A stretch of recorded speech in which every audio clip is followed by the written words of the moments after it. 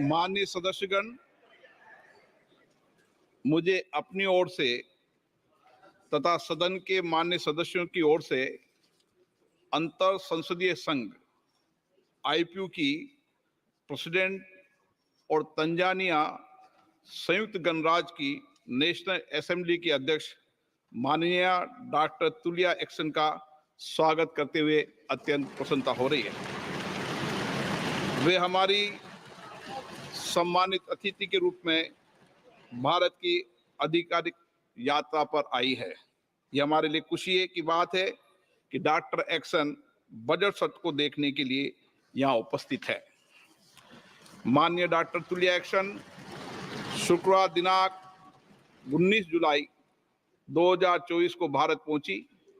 उन्होंने 21 जुलाई 2024 को आगरा का भ्रमण किया और उस समय वह विशेष बॉक्स में आसीन है।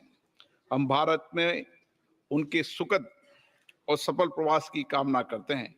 हम अंतर संसदीय संघ के प्रेसिडेंट के रूप में उनकी भूमिका के लिए सफलता की भी कामना करते हैं। उनके माध्यम से हम तंजानिया गणराज्य की संसद के सदस्यों, तंजानिया की सरकार तथा वहां की मित्र जनता को बधाई और शुभकामनाएं देते हैं। माननीय सदस्यगण, जैसा कि आपको समाचार भाग 2 के माध्यम से पहले ही सूचित किया जा चुका है कि माननीय वित्त मंत्री जी के बजट भाषण की प्रतियां हार्ड कॉपी के रूप में उपलब्ध कराई जाएगी। अतः बजट प्रस्तुत हो जाने के पश्चात माननीय सदस्य कृपया बजट भाषण की अपनी अपनी प्रति प्रकाशन काउंटर से प्राप्त कर लें। आपको ये भी सूचित किया जाता है कि माननीय मंत्री द्वारा बजट प्रस्तुत किए जाने के पश्चात बजट की प्रतियां आपको मेंबर्स पोर्टल के माध्यम से भी उपलब्ध करा दी जाएगी। माननीय वित्त मंत्री Shrimati Nirmala Sitharaman.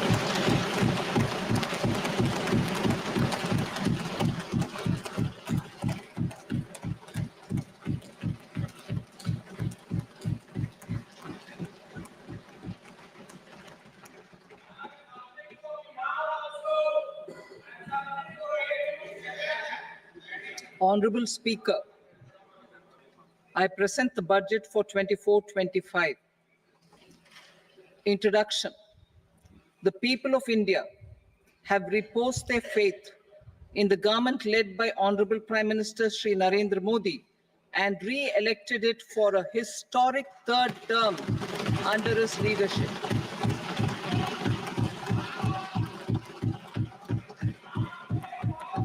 We are grateful for their support, faith, and trust in our policies.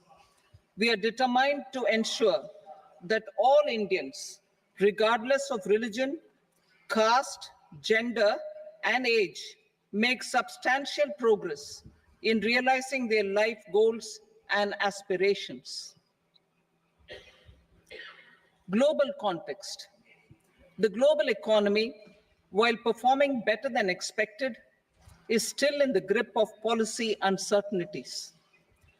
Elevated asset prices, political uncertainties, and shipping disruptions continue to pose significant downside risks for growth and upside risks to inflation. In this context, India's economic growth continues to be the shining exception and will remain so in the years ahead.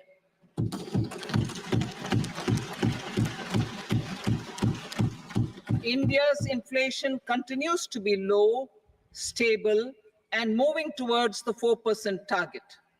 Core inflation, that is non-food and non-fuel, currently is 3.1%. Steps are being taken to ensure supplies of perishable goods reach markets adequately. Interim budget.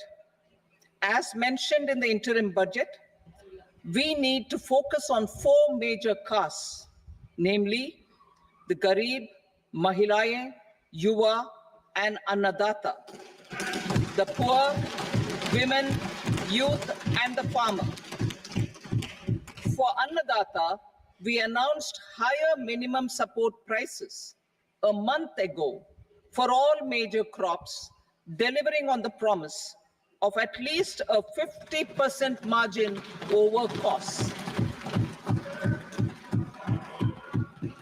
Pradhan Mantri Garib Kalyan Anna Yojana was extended for 5 years, benefiting more than 80 crore people. Administrative actions for approval and implementation of various schemes announced in the interim budget are well underway. The required allocations have been made. Budget theme.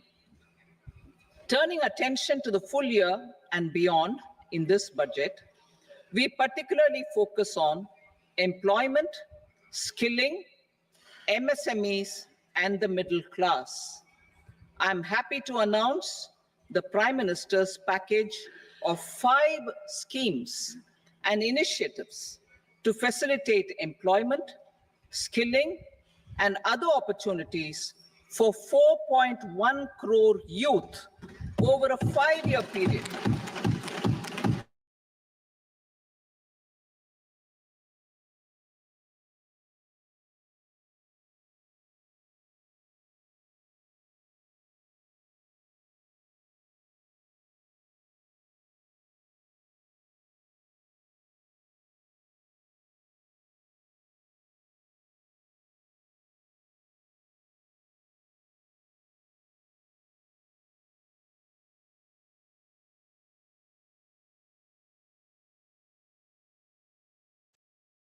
.48 lakh crore rupees for education, employment, and skilling. Budget priorities. The people have given a unique opportunity to our government to take the country on the path of strong development and an all-round prosperity. In the interim budget, we promise to present a detailed roadmap for our pursuit of Vikasit Bharat. In line with the strategy set out in the interim budget, this budget envisages sustained efforts on the following 9 priorities for generating ample opportunities for all. Number 1, productivity and resilience in agriculture. Number 2, employment and skilling. Number 3, inclusive human resource development and social justice. 4, manufacturing and services. 5, urban development. 6, energy security. 7, infrastructure. 8, innovation, research and development. And 9, next generation reforms. Subsequent budgets will build on these and add more priorities and actions. A more detailed formulation will be carried out as part of the economic policy framework about which I will speak later in this speech. This budget details some of the specific actions to be initiated in the current year towards fulfillment of these priorities, with potential for transformative changes. The budget also covers some of the previously made announcements with intent to strengthen them and step up their implementation for expediting our journey towards the goal of Vikasit Bharat. Priority 1, productivity and resilience in agriculture. Transforming agricultural research.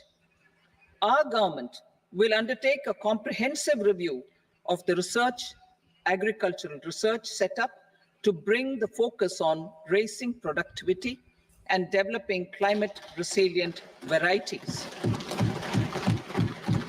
Funding will be provided in challenge mode, including to the private sector.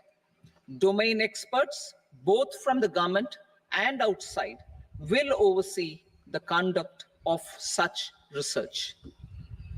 Release of new varieties. New 109 high-yielding and climate-resilient varieties of 32 field and horticultural crops will be released for cultivation by farmers. Natural farming. In the next 2 years, 1 crore farmers across the country will be initiated into natural farming, supported by certification and branding. Implementation will be through scientific institutions and willing gram panchayats. 10,000 need-based bio-input resource centers will be established. Missions for pulses and oilseeds. For achieving self-sufficiency in pulses and oilseeds, we will strengthen their production, storage, and marketing. As announced in the interim budget, a strategy is being put in place to achieve Atmanirbharta for oilseeds such as mustard, groundnut, sesame, soybean, and sunflower. Vegetable production and supply chains. Large-scale clusters for vegetable production will be developed closer to major consumption centers. We will promote farmer-producer organizations, cooperatives, and startups for vegetable supply chains, including for collection and storage and marketing. Digital public infrastructure for agriculture. Buoyed by the success of the pilot project, our government, in partnership with the states, will facilitate the implementation of the digital public infrastructure in agriculture for coverage of farmers and their lands in 3 years. During this year, digital crop survey for Kharif using the DPI will be taken up. 6 crore farmers and their lands will be brought into the farmer and land registries. Further, the issuance of Jan Samarth based Kisan credit cards will be enabled in 5 states. Shrimp production and export.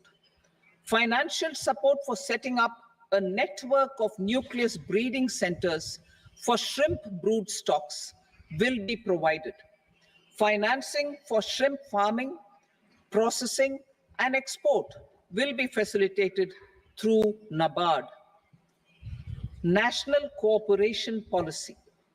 Our government will bring out a national cooperation policy for systematic, orderly, and all-round development of the cooperative sector. Fast-tracking growth of rural economy and generation of employment opportunities on a large scale will be the policy goal. This year, I have made a provision of 1.52 lakh crore rupees for agriculture and allied sectors.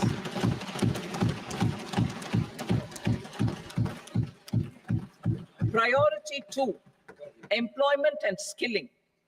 Employment-linked incentive. Our government will implement following 3 schemes for employment-linked incentive as part of the Prime Minister's package.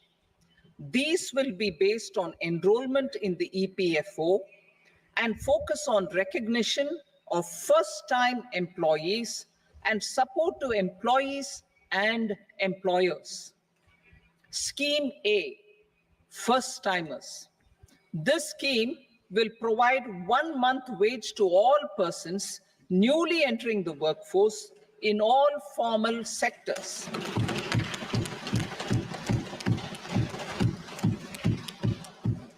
Direct benefit transfer of 1 month's salary in 3 installments to first-time employees as registered in the EPFO will be up to 15,000 rupees. The eligibility limit will be a salary of 1 lakh per month. The scheme is expected to benefit 210 lakh youths.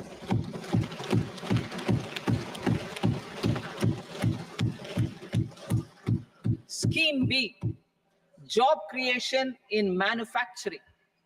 This scheme will incentivize additional employment in the manufacturing sector linked to the employment of first-time employees.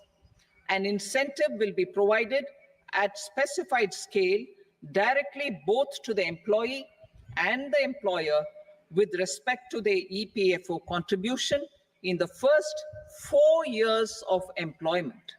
The scheme is expected to benefit 30 lakh youth entering employment and their employers.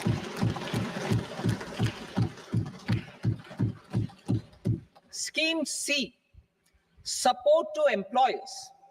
This employer-focused scheme will cover additional employment in all sectors.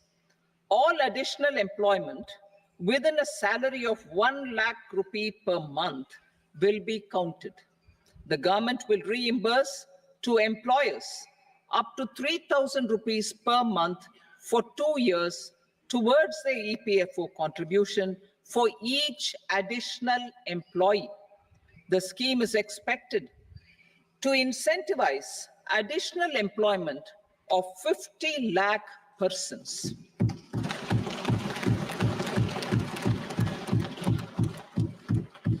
Participation of women in the workforce. We will facilitate higher participation of women in the workforce through setting up of working women hostels in collaboration with industry and establishing creches. In addition, the partnership will seek to organize women-specific skilling programs and promotion of market access for women SHG enterprises. Skilling program. I'm happy to announce a new centrally sponsored scheme as the fourth scheme under the Prime Minister's package for skilling in collaboration with state governments and industry. 20 lakh youth will be skilled over a 5-year period.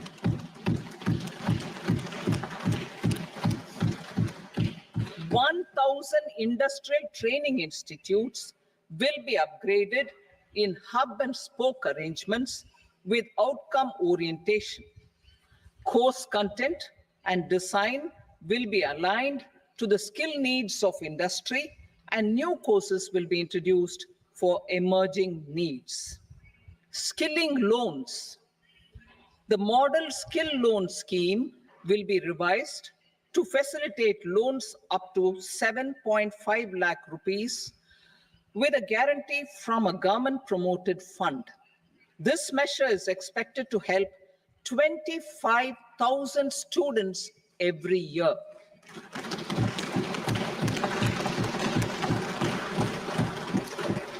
Education loans. For helping our youth who have not been eligible for any benefit under government schemes and policies, I'm happy to announce a financial support for loans up to 10 lakh rupees for higher education in domestic institutions.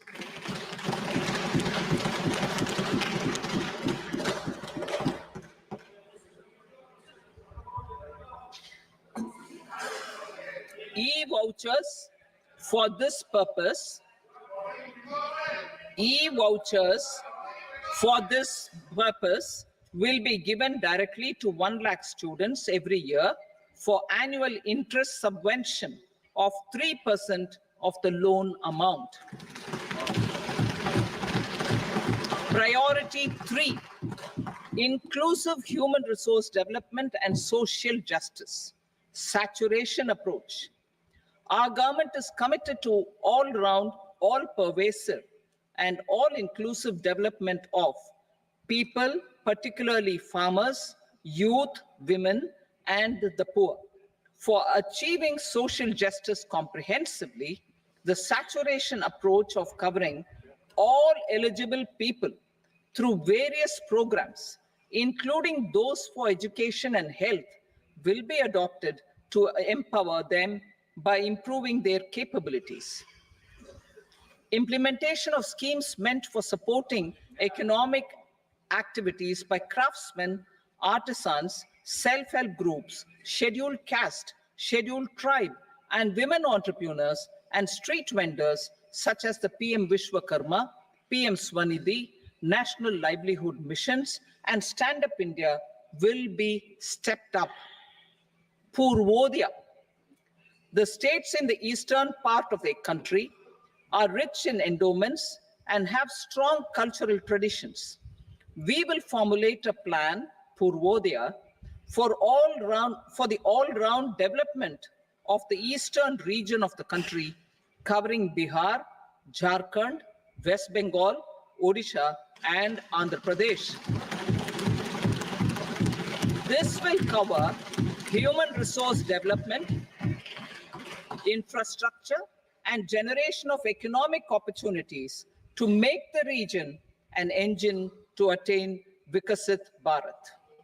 On the Amritsar-Kolkata Industrial Corridor, we will support development of an industrial node at Gaya.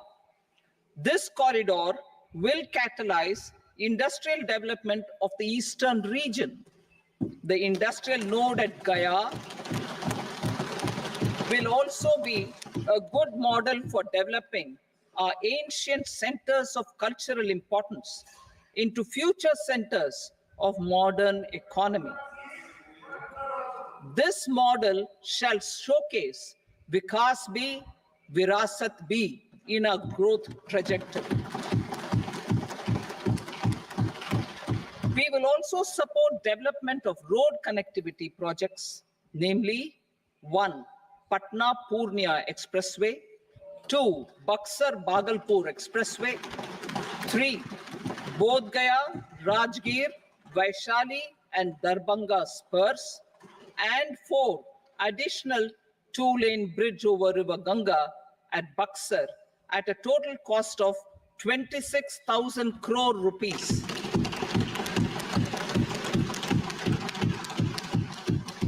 Power projects, including setting up of a new 2,400 megawatt power plant at Peer Painti, will be taken up at a cost of 21,400 crore rupees. New airports, medical colleges, and sports infrastructure in Bihar will be constructed.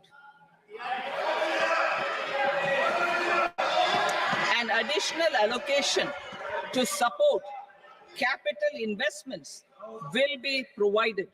The requests of Bihar government for external assistance from multilateral development banks will be expedited.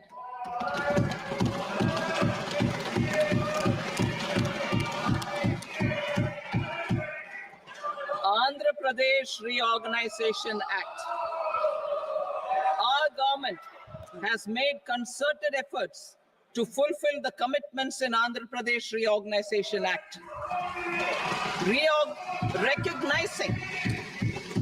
Recognizing the state's need for the capital, recognizing the state's need for a capital, we will facilitate special financial support through multilateral development agencies. In the current financial year, 15,000 crore rupees will be arranged with additional amounts in future years.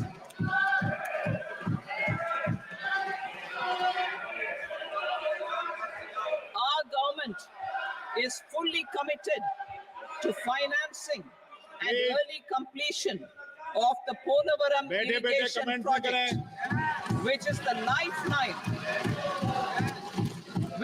lifeline for Andhra Pradesh and its farmers.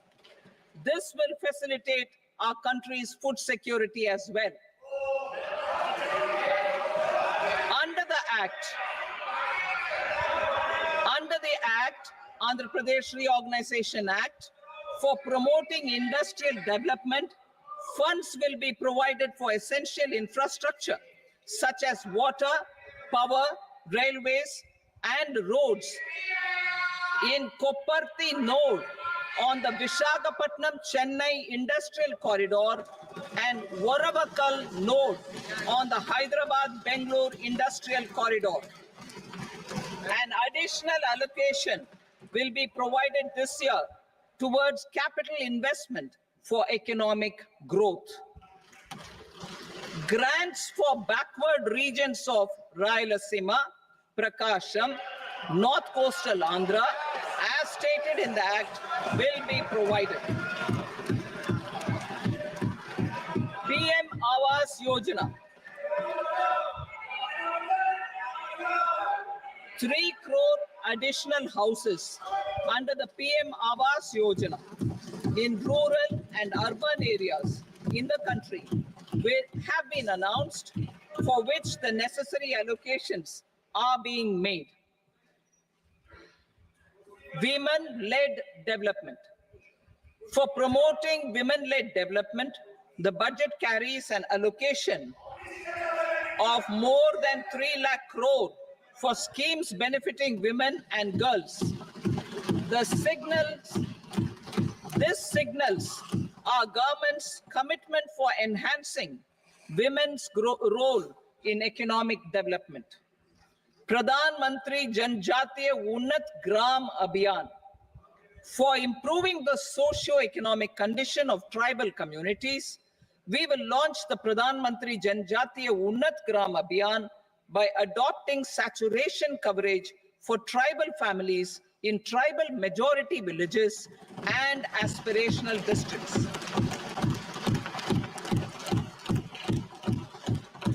This will cover 63,000 villages, benefiting 5 crore tribal people. Bank branches in northeastern region.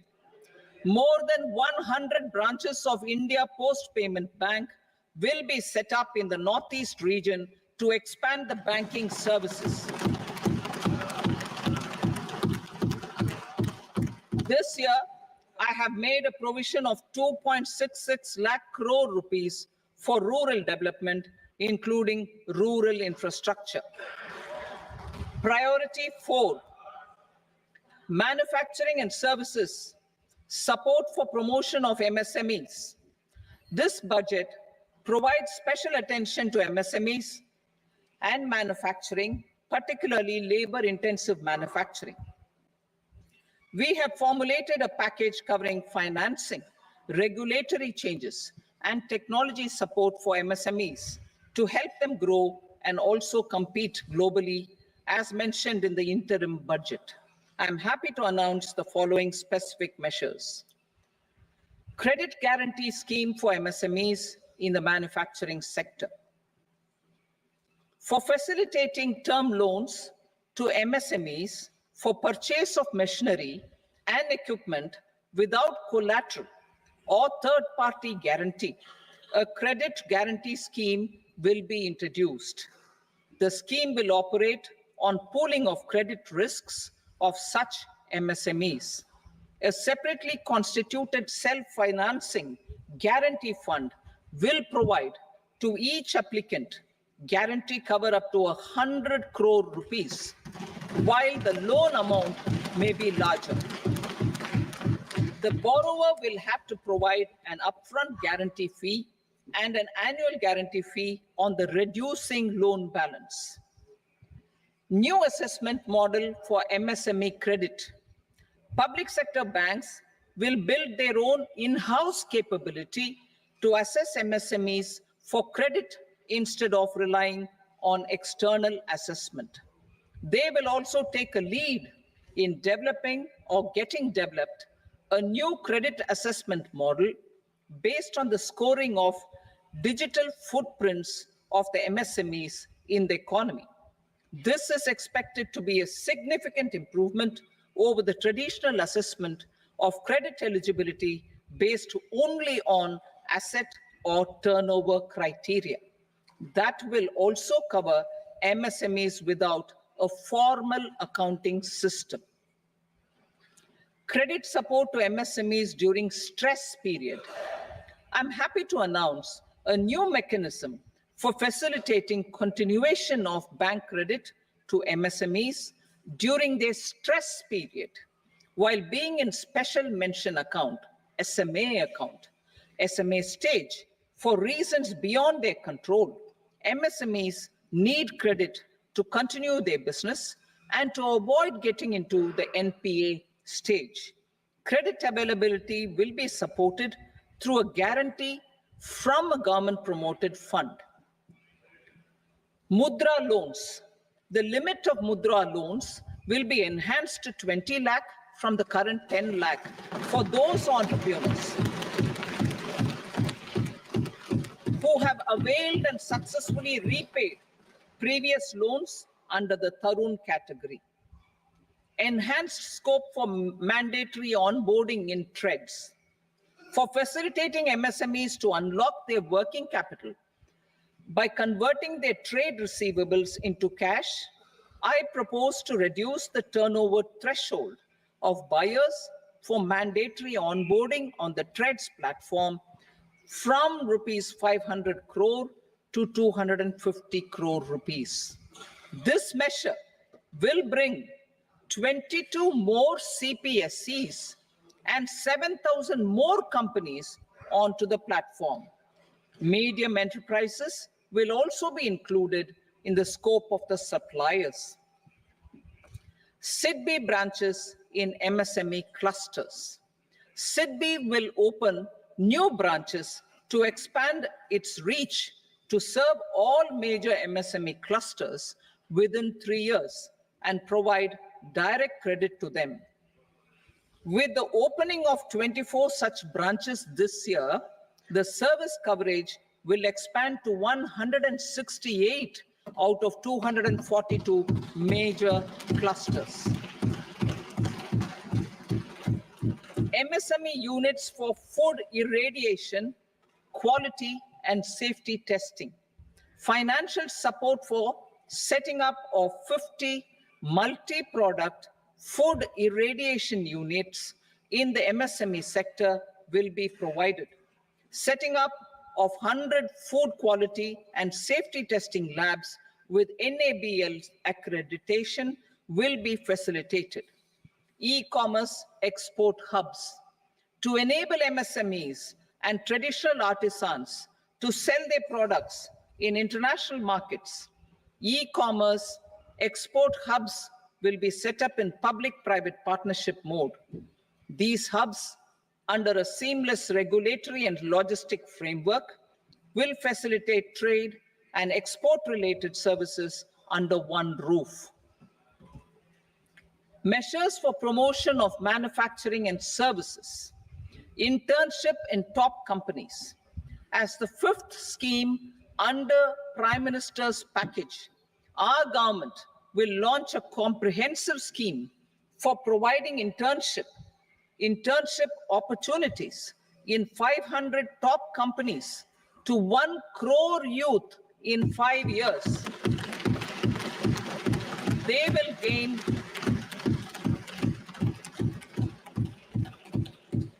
will gain exposure for 12 months to real-life business environment, varied professions, and employment opportunities. An internship allowance of 5,000 per month, 5,000 rupees per month, along with a one-time assistance of 6,000 rupees will be provided. Companies will be expected to bear the training cost and 10% of their internship cost from their CSR funds. Industrial parks. Our government will facilitate development of investment-ready, plug-and-play industrial parks with complete infrastructure in or near 100 cities in partnership with the states and private sector by better using town planning schemes. 12 industrial parks under the National Industrial Corridor Development Program also will be sanctioned.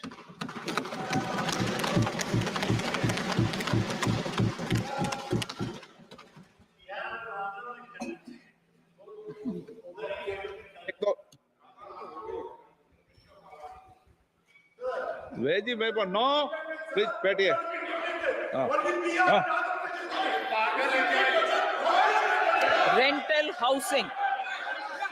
rental housing with dormitory type accommodation for industrial workers will be, just 1 minute.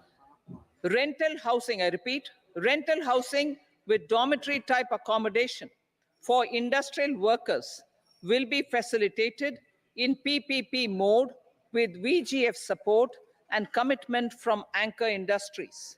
Shipping industry, ownership, leasing, and flagging reforms will be implemented to improve the share of Indian shipping industry and generate more employment. Critical mineral mission. We will set up a critical mineral mission for domestic production, recycling of critical minerals, and overseas acquisition of critical mineral assets. Its mandate will include technology development, skilled workforce, extended producer responsibility framework, and a suitable financing mechanism. Offshore mining of minerals. Our government will launch the auction of the first tranche of offshore blocks for mining, building on the exploration already carried out. Digital public infrastructure applications. Turning to the services sector, I propose development of DPI applications at population scale for productivity gains, business opportunities, and innovation by the private sector. These are planned in the areas of credit, e-commerce, education, health, law and justice, logistics, MSME service delivery, and urban governance. Integrated technology platform for IBC ecosystem. An integrated technology platform will be set up for improving the outcomes under the Insolvency Bankruptcy Code for achieving consistency, transparency, timely processing, and better oversight for all stakeholders. Voluntary closure of LLPs.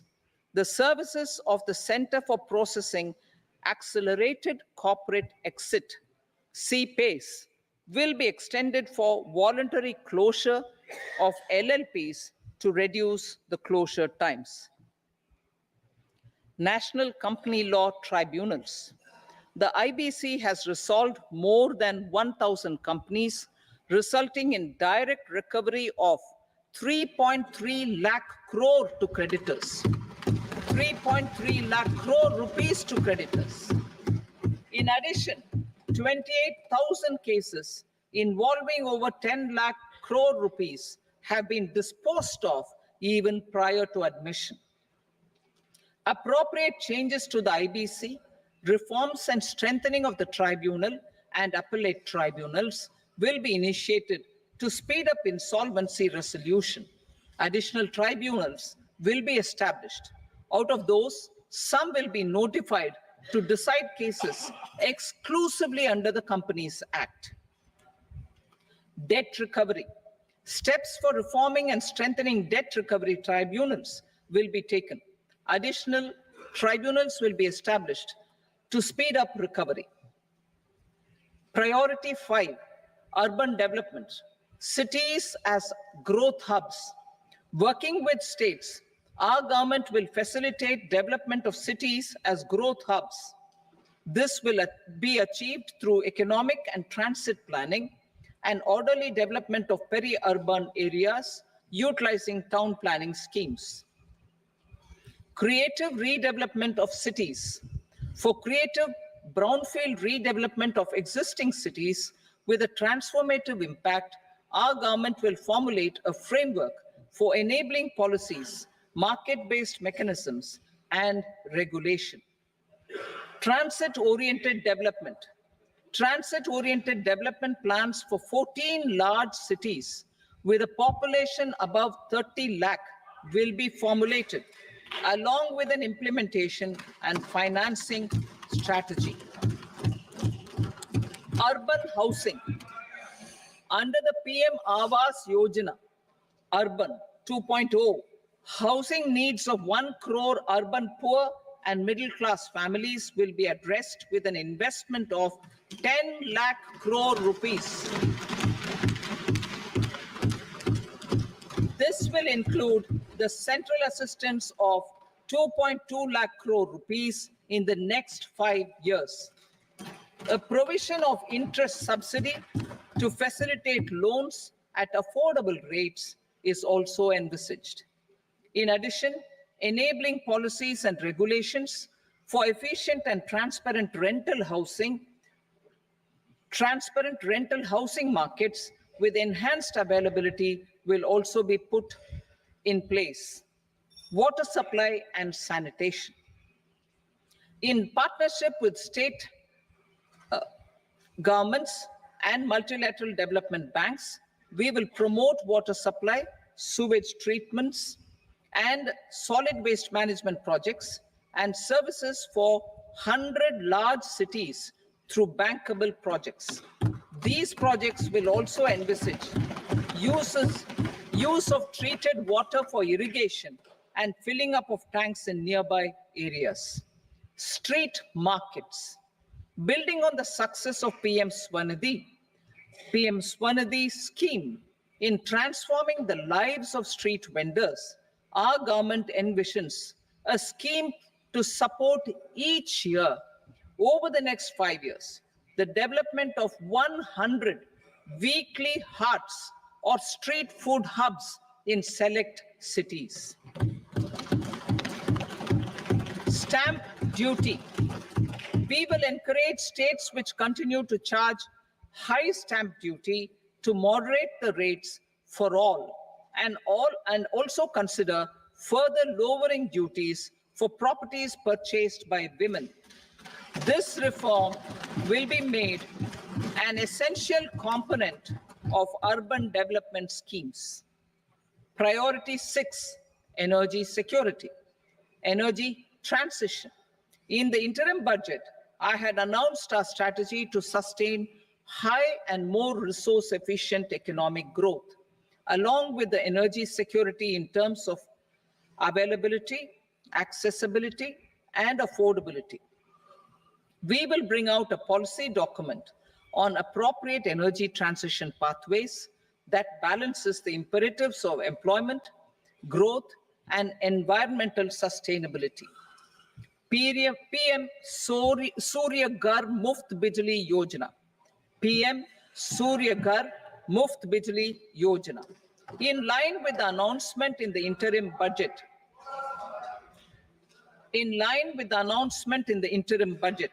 PM Surya Ghar Muft Bijli Yojana has been launched to install rooftop solar plants to enable 1 crore households obtain free electricity up to 300 units every month. The scheme has generated remarkable response with more than 1.28 crore registrations and 14 lakh applications, and we will further encourage it. Pumped storage policy. A policy for promoting pumped storage projects will be brought out for electricity storage and facilitating smooth integration of the growing share of renewable energy with its variable and intermittent nature in the overall energy mix. Research and development of small and modular nuclear reactors. Nuclear energy is expected to form a very significant part of the energy mix for Vikasit Bharat. Towards that pursuit, our government will partner with the private sector for 1. Setting up Bharat Small Reactors, 2. Research and development of Bharat Small Modular Reactor, and 3.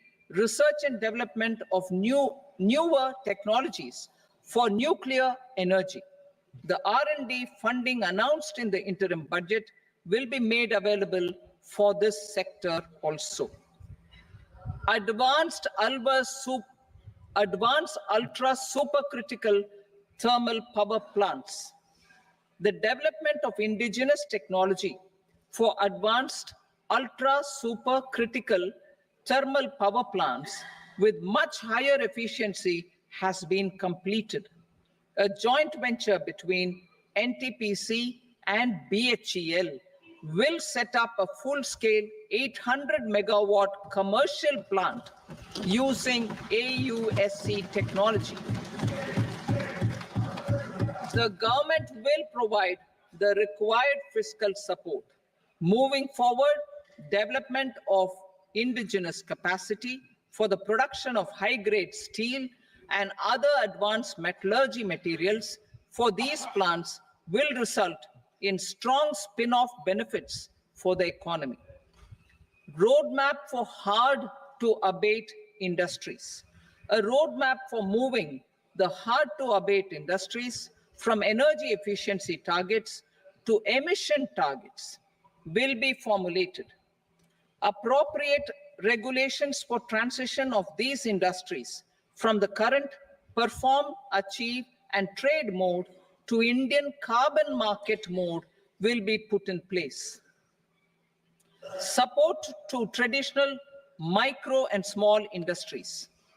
An investment-grade energy audit of traditional micro and small industries in 60 clusters, including brass and ceramic, will be facilitated. Financial support will be provided for shifting them to cleaner forms of energy and implementation of energy efficiency measures. The scheme will be replicated in another 100 clusters in the next phase. Priority 7, infrastructure investment by central government. Significant investment the central government has made over the years in building and improving infrastructure has had a strong multiplier effect on the economy. We will endeavor to maintain strong fiscal support for infrastructure over the next 5 years in conjunction with imperatives of other priorities and fiscal consolidation. This year, I have provided 11,11,111 crore rupees for capital expenditure.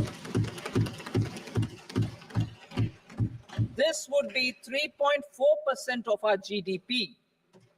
Infrastructure investment by state governments.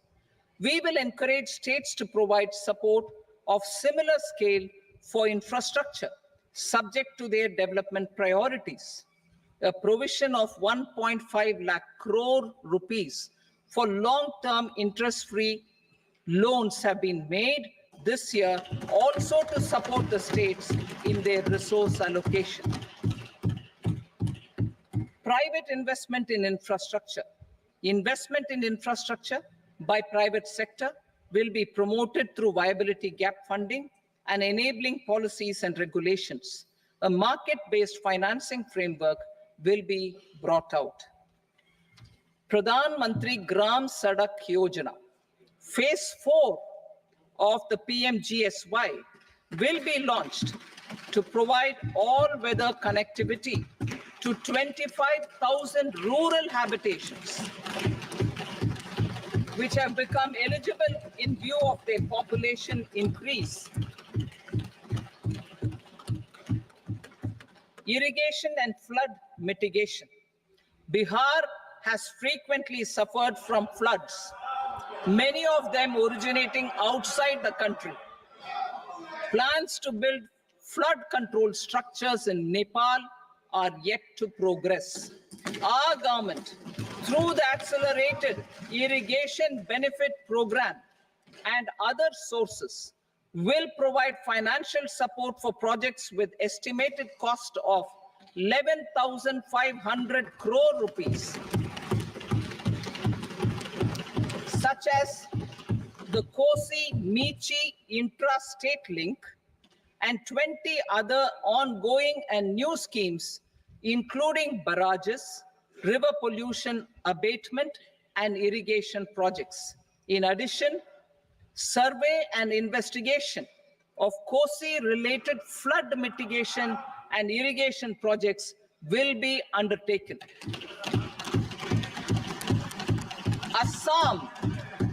Assam grapples with floods every year by the Brahmaputra River and its tributaries originating outside India.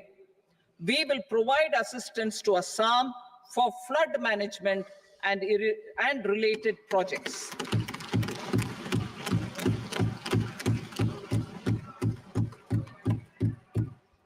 Himachal Pradesh suffered extensive losses due to floods last year.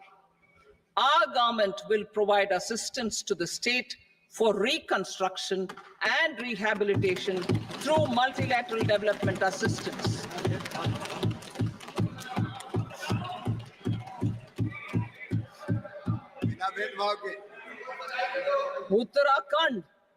Uttarakhand too suffered losses due to cloudbursts and massive landslides. We will provide assistance to the state. Recently, Sikkim witnessed devastating flash floods and landslides that wreaked havoc across the state. Our government will provide assistance to the state. Tourism. Tourism has always been a part of our civilization. Our efforts in positioning India as a global tourist destination will also create jobs, stimulate investments, and unlock economic opportunities for other sectors. In addition to the measures outlined in the interim budget, I propose the following measures. Vishnupad Temple at Gaya and Mahabodhi Temple at Bodh Gaya in Bihar are of immense spiritual significance. Comprehensive development of Vishnupad Temple corridor and Mahabodhi Temple corridor will be supported, modeled on the successful Kashi Vishwanath Temple corridor to transform them into world-class pilgrim and tourist destinations. Rajgir holds immense religious significance for Hindus, Buddhists, and Jains. The 20th Tirthankara Muniswarata temple in the Jain temple complex is ancient. The Saptarishi, or the 7 hot springs, form a warm water Brahmkund that is sacred. A comprehensive development initiative for Rajgir will be undertaken. Our government will support the development of Nalanda as a tourist center, besides reviving Nalanda University to its glorious stature. Odisha's scenic beauty, temples, monuments, craftsmanship, wildlife sanctuaries, natural landscapes, and pristine beaches make it an ultimate tourism destination. Our government will provide assistance for their development to Odisha as well. Priority 8, innovation, research, and development. We will operationalize the Anusandhan National Research Fund for basic research and prototype development. Further, we will set up a mechanism for spurring private sector-driven research and innovation at commercial scale, with a financing pool of 1 lakh crore rupees in line with the announcement in the interim budget. Space economy. With our continued emphasis on expanding the space economy by 5 times in the next 10 years, a venture capital fund of 1,000 crore rupees will be set up. Priority 9, next generation reforms. Economic policy framework. We will formulate an economic policy framework to delineate the overarching approach to economic development and set the scope of the next generation of reforms for facilitating employment opportunities and sustaining high growth. Our government will initiate and incentivize reforms for 1, improving productivity of factors of production, and 2, facilitating markets and sectors to become more efficient. These reforms will cover all factors of production, namely land, labor, capital, and entrepreneurship, and technology as an enabler of improving total factor productivity and bridging inequality. Effective implementation of several of these reforms requires collaboration between the center and the states, and building consensus as development of the country lies in development of the states. For promoting competitive federalism and incentivizing states for faster implementation of reforms, I propose to earmark a significant part of the 50-year interest-free loan. Working with the states, we will initiate the following reforms.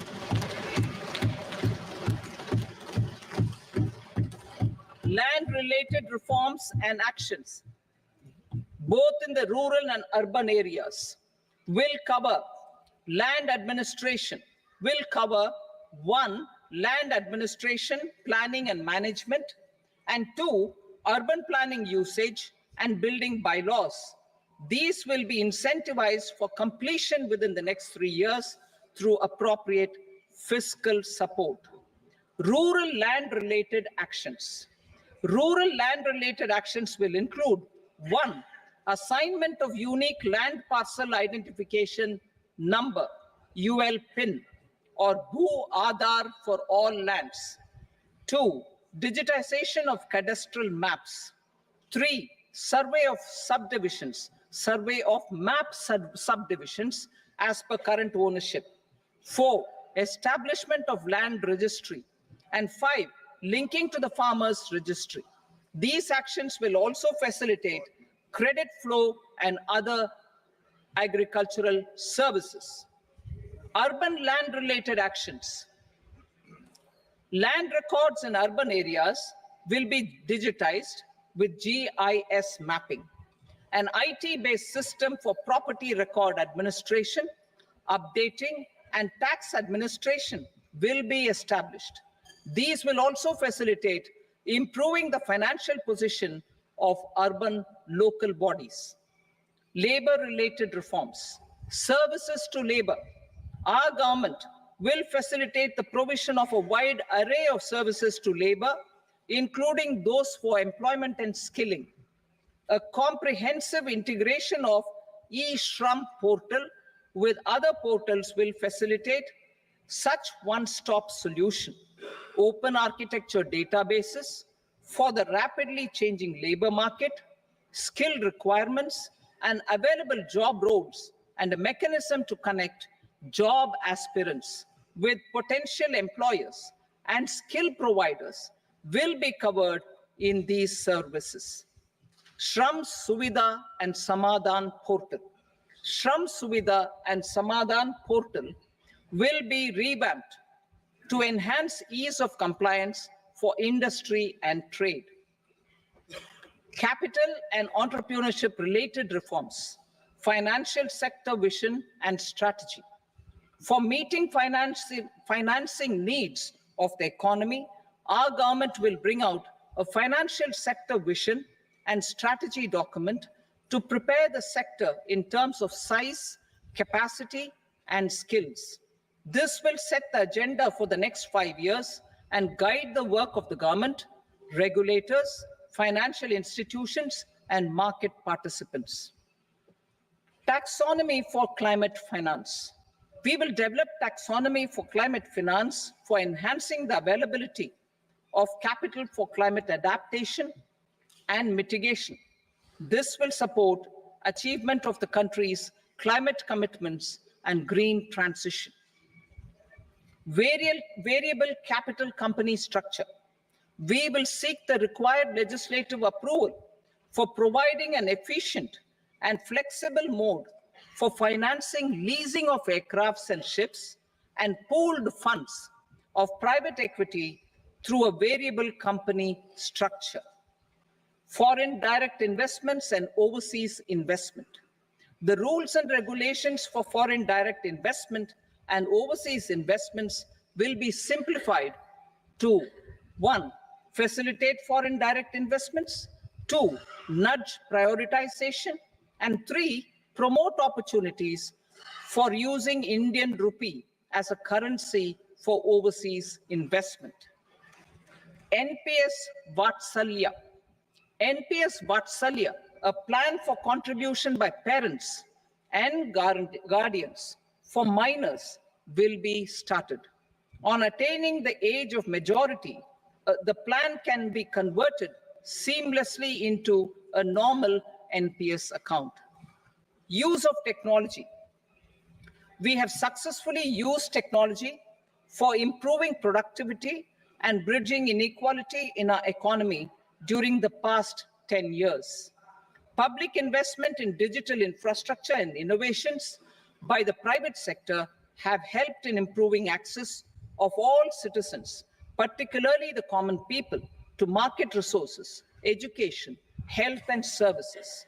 We will step up adoption of technology towards digitalization of the economy. Ease of doing business. For enhancing ease of doing business, we are already working on the Jan Vishwas Bill 2.0. Further, states will be incentivized for implementation of the business reforms, action plans, and digitalization. Data and statistics. For improving data governance, collection, processing and management of data and statistics, different sectoral databases, including those established under the Digital India Mission, will be utilized with active use of technology tools. New pension scheme.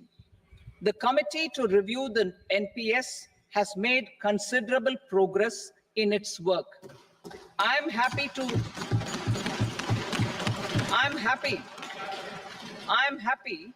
that the staff side of the National Council of the Joint Consultative Machinery for Central Government Employees has taken a constructive approach. A solution will be evolved which addresses the relevant issues while maintaining fiscal prudence to protect the common citizens. Budget estimates for 24-25.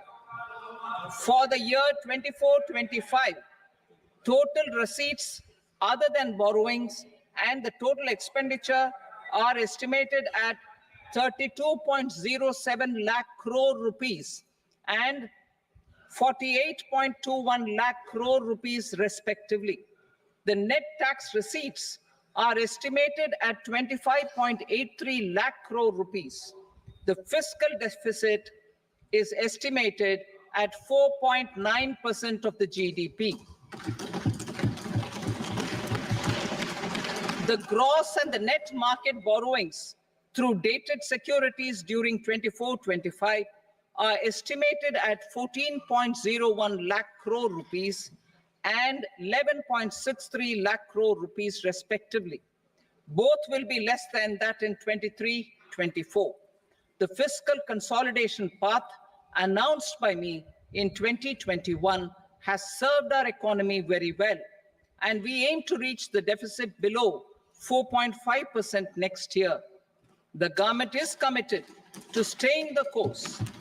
From 2026-27 onwards, our endeavor will be to keep the fiscal deficit each year such that the central government's debt will be on a declining path as percentage of GDP.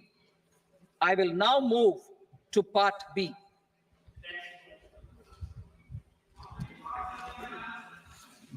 Indirect taxes. Sir, I start with GST.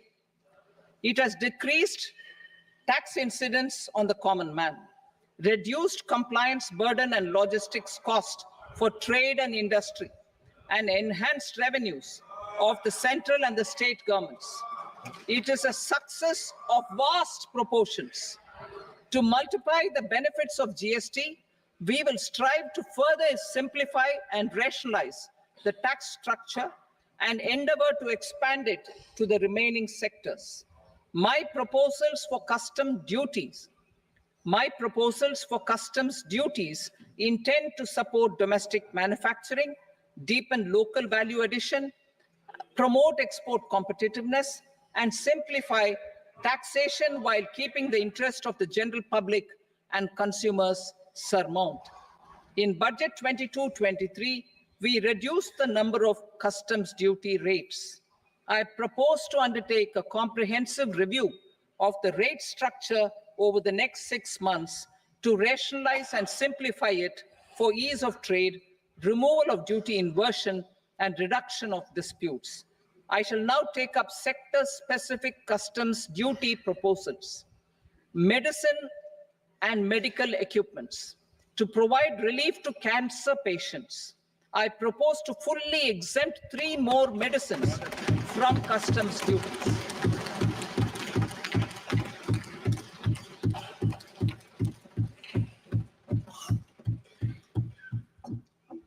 I also propose changes in the BCD on X-ray tubes and flat panel detectors for use in medical X-ray machines under the phased manufacturing program so as to synchronize them with the domestic capacity addition. Mobile phone and related parts. With a 3-fold increase in domestic production and almost a 100-fold jump in exports of mobile phones over the last 6 years, the Indian mobile industry has matured.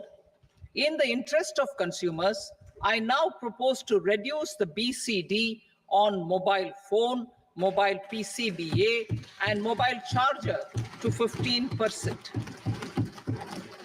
Critical minerals. Minerals such as lithium, copper, cobalt, and rare earth elements are critical for sectors like nuclear energy, renewable energy, space, defense, telecommunications, and high-tech electronics. I propose to fully exempt customs duties on 25 critical minerals and reduce BCD on 2 of them. This will provide a major fillip to the processing and refining of such minerals and help secure their availability for these strategic and important sectors. Solar energy. Energy transition is critical in the fight against climate change. To support energy transition, I propose to expand the list of exempted capital goods for use in the manufacture of solar cells and panels in the country. Further, in view of sufficient domestic manufacturing capacity of solar gas, glass, and tinned copper interconnect, I propose not to extend the exemption of custom duties provided to them. Marine products.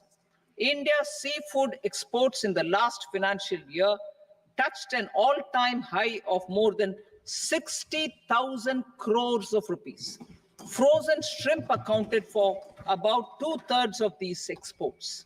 To enhance their competitiveness, I propose to reduce BCD on certain broodstock, polychaete worms, shrimp, and fish feed to 5%. I also propose to exempt customs duty on various inputs for manufacture of shrimp and fish feed. Leather and textile.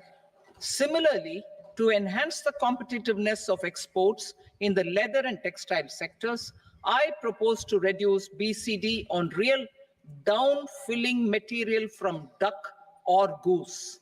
I am also making additions to the list of exempted goods for manufacture of leather and textile garments, footwear, and other leather articles for export. To rectify inversion in duty, I propose to reduce BCD subject to conditions on methylene diphenyl diisocyanate, MDI, for manufacture of spandex yarn from 7.5 to 5%. Furthermore, the export duty structure on raw hides, skin, and leather is proposed to be simplified and rationalized. Precious metals. To enhance domestic value addition in gold and precious metal jewelry in the country, I propose to reduce customs duties on gold and silver to 6% and that of platinum to 6.4%. Other metals, steel and copper, are important raw materials.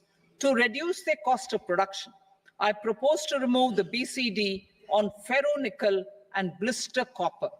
I am also continuing with nil BCD on ferrous scrap and nickel cathode and concessional BCD of 2.5% on copper scrap. Electronics. To increase value addition in the domestic electronics industry, I propose to remove the BCD subject to conditions on oxygen-free copper for manufacture of resistors. I also propose to exempt certain parts for manufacture of connectors. Chemicals and petrochemicals. To support existing and new capacities in the pipeline, I propose to increase the BCD on ammonium nitrate from 7.5% to 10%. Plastics. PVC flex banners are non-biodegradable and hazardous for environment and health. To curb their imports, I propose to raise the BCD on them from 10 to 25%. Telecommunication equipment. To incentivize domestic manufacturing, I propose to increase the BCD from 10 to 15% on PCBA of specified telecom equipment. Trade facilitation. To promote domestic aviation and boat and ship MRO, I propose to extend the period for export of goods imported for repairs from 6 months to 1 year. I'll read that again. To promote domestic aviation and boat and ship maintenance, repair and operations, I propose to extend the period for export of goods imported for repairs from 6 months to 1 year. In the same vein, I propose to extend the time limit for re-import of goods for repairs under warranty from 3 to 5 years. I now move to direct taxes. We will continue our efforts to simplify taxes, improve taxpayer services, provide tax certainty, and reduce litigation while enhancing revenues for funding the development and welfare schemes of the government. It has been our endeavor to simplify taxation. We have taken a number of measures in the last few years, including introduction of simplified tax regimes without exemptions and deductions for corporate tax and for personal income tax. This has been appreciated by taxpayers. 58% of corporate tax came from the simplified tax regime in the financial year 22-23.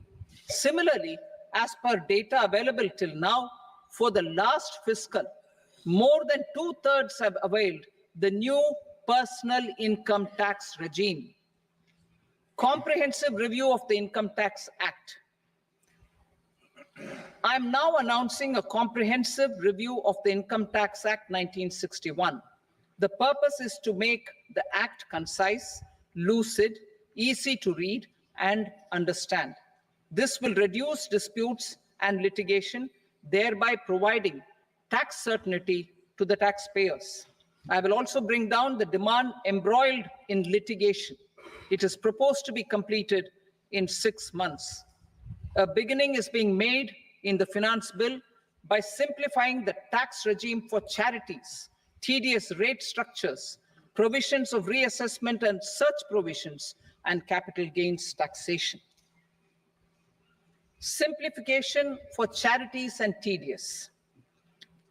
Two tax exemption regimes.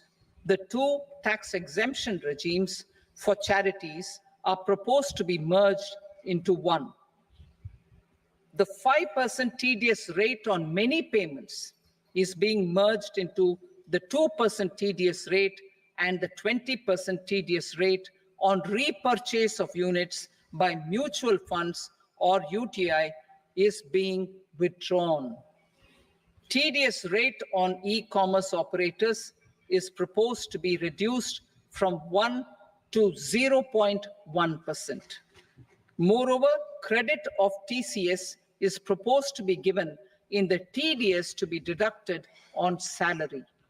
Further, I propose to decriminalize delay for payment of TDS up to the due date of filing statement for the same. I also plan to provide a standard operating procedure for TDS defaults and simplify and rationalize the compounding guidelines for such defaults. Simplification of reassessment. I propose to thoroughly simplify the provisions for reopening and reassessment. An assessment hereinafter can be reopened beyond 3 years from the end of the assessment year only if the escaped income is 50 lakh rupees or more, up to a maximum period of 5 years from the end of the assessment year.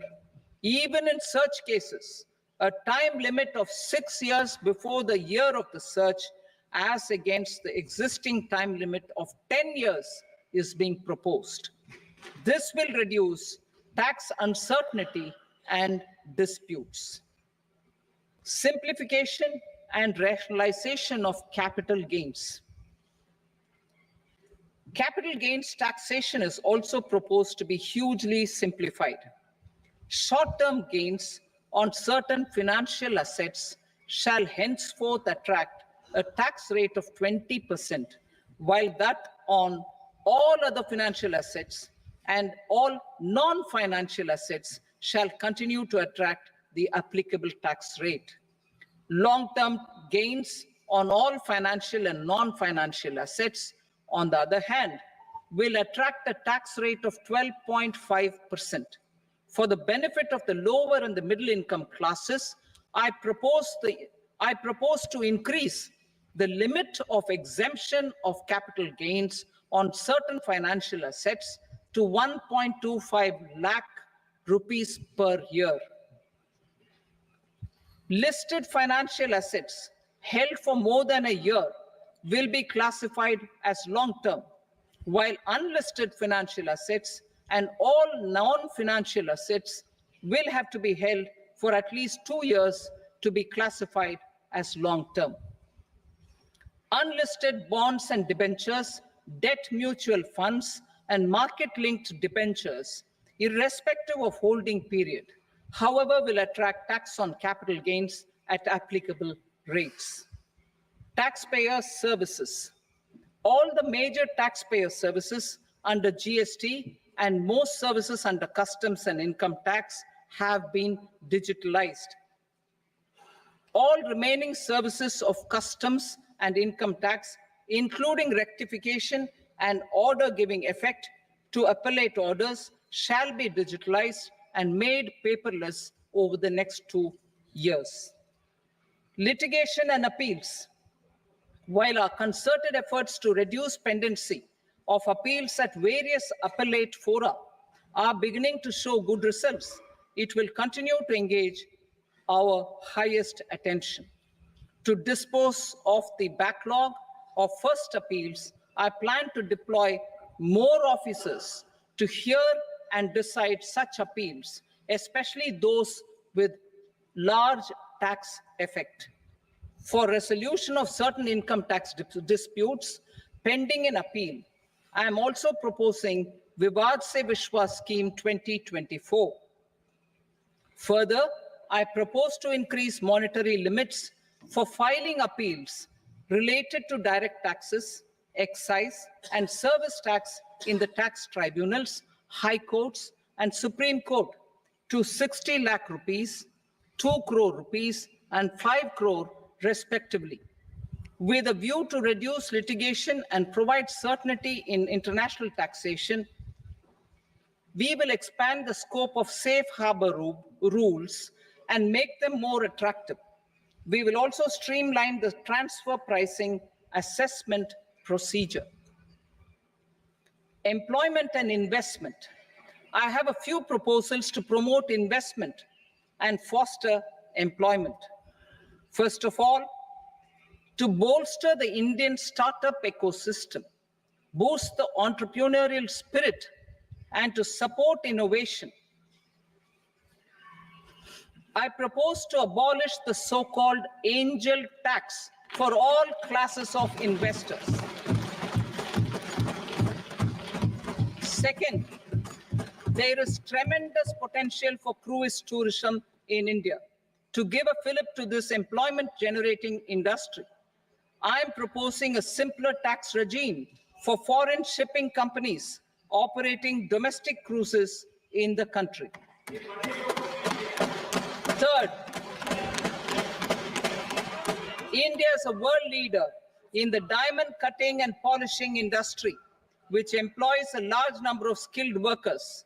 To further promote the development of this sector, we would provide for safe harbor rates for foreign mining companies selling raw diamonds in the country.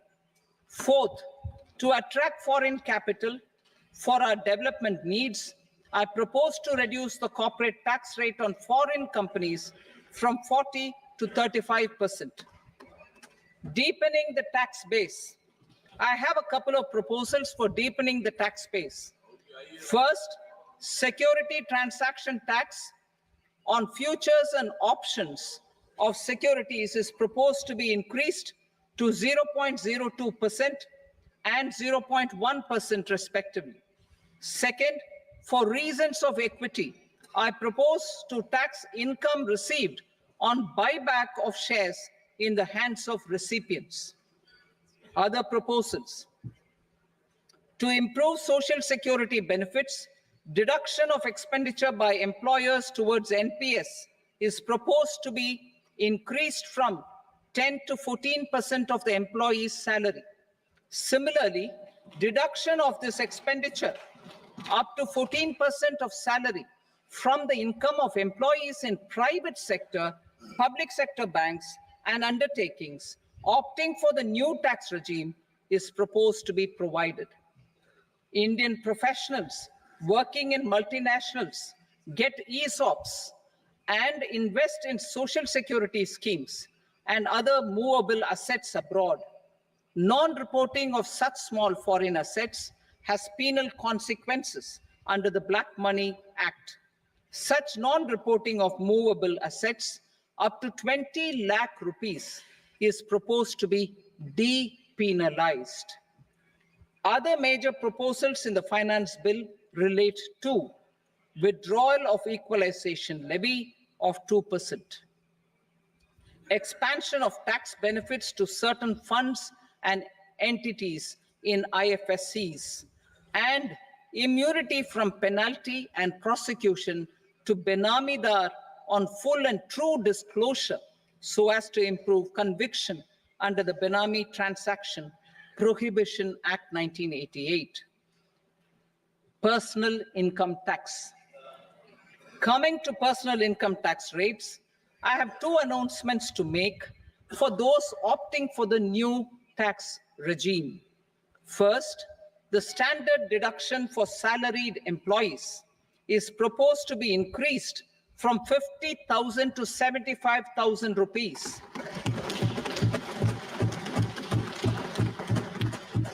Similarly, deduction on family pension for pensioners is proposed to be enhanced from 15,000 to 25,000 rupees. This will provide relief to about 4 crore salaried individuals and pensioners.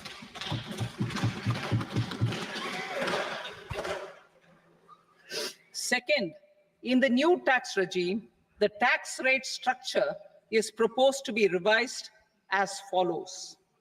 0 to 3 lakh rupees, nil. 3 to 7 lakh rupees, 5%. 7 to 10 lakh rupees, 10%. 10 to 12 lakh rupees, 15%. 12 to 15 lakh rupees, 20%. And above 15 lakh rupees, 30%. As a result of these changes, a salaried employee in the new tax regime stands to save up to 17,500 rupees in income tax.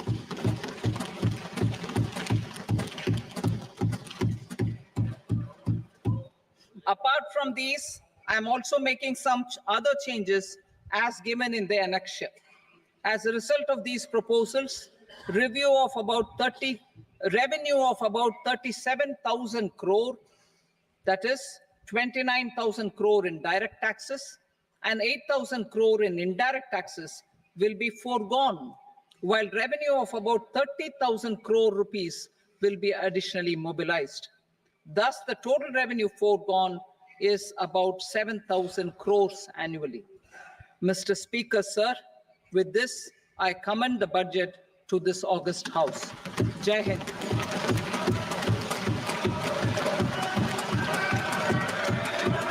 Item number 2. Item number 2.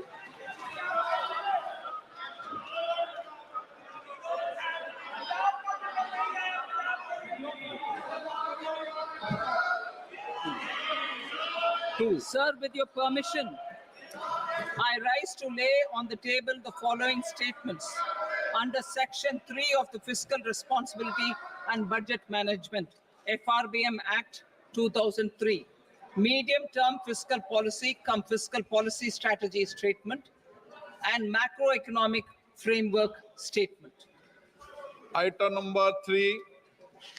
Sir, with your permission, I rise to move for leave to introduce the Finance Number 2 Bill 2024. प्रश्न ये कि विधेयक को पुनर्स्थापित करने की अनुमति प्रदान की जाए। जो सदस्य इसके पक्ष में हाँ कहें, जो सदस्य विरोध में ना कहें। मेरे विचार में निर्णय हाँ वालों के पक्ष में अनुमति प्रदान की जाती है। माननीय मंत्री जी, अब विधेयक पुनर्स्थापित करें। Sir, I introduce the bill. Item number 4. The Union Territory of Jammu and Kashmir budget. Sir, I rise to present a statement, Hindi and English versions, of the estimated receipts and expenditure of the Union Territory of Jammu and Kashmir for the year 24-25. सभा की कार्रवाई कल बुधवार दिनांक 24 जुलाई 2024 को प्राप्त 11 बजे तक के लिए स्थगित की जाती है।